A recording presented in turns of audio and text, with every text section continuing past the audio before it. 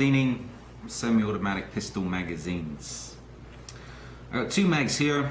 This is a Glock 17 mag, this is a CZ75 magazine.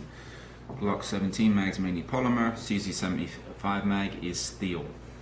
Okay, Glock mags are a pain in the ass to strip down. It needs to be done, but they're a pain in the ass.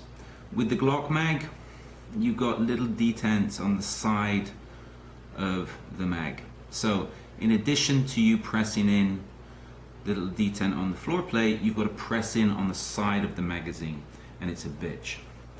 Best and easiest way to do it, a little hand vise, or put the magazine in the vise, press in, and then slide off the floor plate.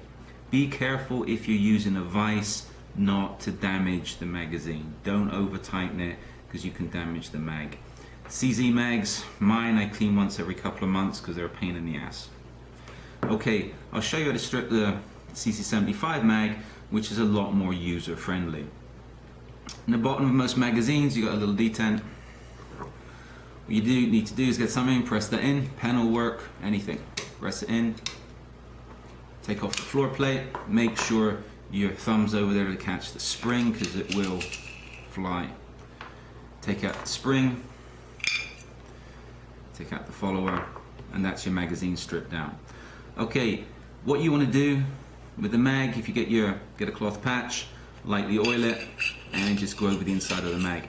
Inside of the mag, you're going to get a buildup of carbon, little bits of brass, etc. So give that a going over. With the magazine spring, get a cloth patch and just go over it, and make sure the spring, everything's light, got a light covering of oil over it. People are worried about getting oil on the rounds. I've never had problems. To be honest with you, I put a little bit of oil on my rounds, especially if they're in a steel magazine.